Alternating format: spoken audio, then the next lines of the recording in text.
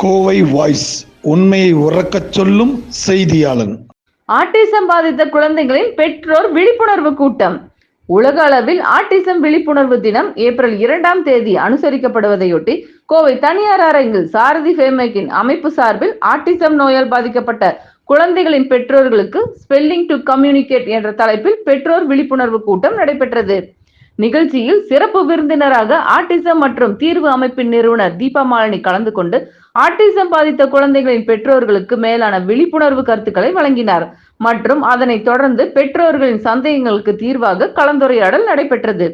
நிகழ்வில் சாரதி ஃபேமேக்கின் இணை செயலாளர் நவநீதன், நிறுவனர் சங்கர் ராமன், தலைவர் உஷா விஸ்வேஸ்வரன், செயற்குழு உறுப்பினர்கள் செல்வரத்னம், சுதாகர் மற்றும் ஆட்டிசம் பாதிக்கப்பட்ட குழந்தைகளின் பெற்றோர்கள் உட்பட ஏராளமானோர் கலந்து கொண்டனர். I am Deepa Malani, Director of Autism and Beyond, Coimbatore. Today I want to talk about the Spelling to Communicate program, which is very effective for children diagnosed with autism. It is not only for children, it's meant for children, adolescents and adults. So the children doesn't have to wait until they become an adolescent or adult to get into the Spelling to Communicate. We can start as early as 3 years old. So this program mainly focuses for individuals who are non-speaking and who are unreliably speaking and who are minimally speaking. So these are the main deficits of children diagnosed with autism.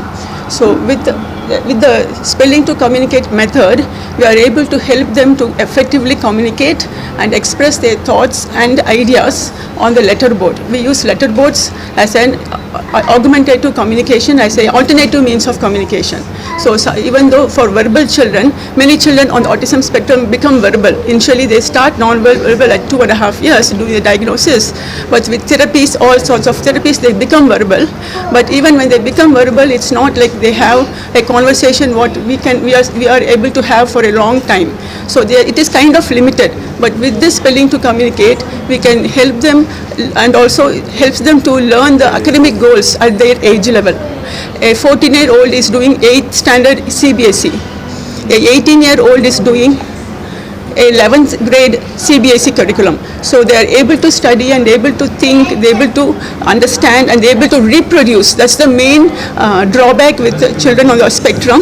What other therapies did was it helped a lot, but children were not able to reproduce. But through S2C they are able to reproduce on the boards and their cognition is really coming out. So what I would like to say, what you see an autistic person outside is not the same what they are inside. What the duration? Here we start, you see the early intervention is the right way to go, sir. And this you don't have to wait on S2C to become an adolescent or adult. You can start as early as 3 years old. And I'm working for 6-year-old who is performing very well for he's doing 2nd grade CB. என் பேர் சங்கர் ராமன், இவர் sir doctor Navaneethan. நான் வந்து founder secretary of Sarathi ஃபேமேக் parents association, sir வந்து joint secretary. இந்த அமைப்பு வந்து பெற்றோர் சங்கம் 2000வது வருஷம் தொடங்கப்பட்டது. இது மனவளர்ச்சி, ஆட்டிசம் மற்றும் மூளை முடக்குவாதம் ஆகியவற்றால் பாதிக்கப்பட்ட குழந்தைகளுடைய பெற்றோர் சங்கமாகும். இந்த பர்டிகுலர் ப்ரோக்ராம்ங்கிறது வந்து ஸ்பெல்லிங் டு கம்யூனிகேட்டுங்கிறது ஆட்டிசத்தால் பாதிக்கப்பட்ட குழந்தைகளுக்கு அவர்கள் மனதில் நினைப்பதை வெளிப்படுவதற்கு ஒரு ஸ்பெல்லிங்கை ஒரு கருவியாக பயன்படுத்தி அவர்களது எண்ண ஓட்டங்களை மற்றவர்களுக்கு புரியும் விதத்தில் தெரிவிப்பதற்கும் அவர்கள் தங்களுடைய கல்வி தகுதியை மேம்படுத்துவதற்கும் பரீட்சைகள் எழுதுவது, இப்போ வந்து 10ஆம் கிளாஸ் +2 இதெல்லாம் NIOS சிலபஸ் இருக்குது, அதிலெல்லாம் படித்து பாஸ் பண்ணுறதுக்கு இந்த ஸ்பெல்லிங் டு கம்யூனிகேட்டுங்கிற இந்த ப்ரோக்ராமால் அவங்க தன்னுடைய எண்ண ஓட்டங்களை எழுத்து வடிவில் கொண்டு வந்து அடுத்தவங்க கூட கம்யூனிகேட் பண்ண முடியும். ஏன்னா ஆட்டிசம் குழந்தைங்களுடைய மிகப்பெரிய பிரச்சனையே அவங்களால அவங்க எண்ண ஓட்டங்களை அடுத்தவங்களுக்கு தெரிவிக்க முடியாது தான் காரணம். ஏன்னா கிட்டத்தட்ட 30% ஆட்டிஸ்டிக் குழந்தைங்க நான் வெர்பல் குழந்தைங்களா இருப்பாங்க. அதாவது அவங்க ஊமை கிடையாது, பட் அவங்களால பேச முடியாது.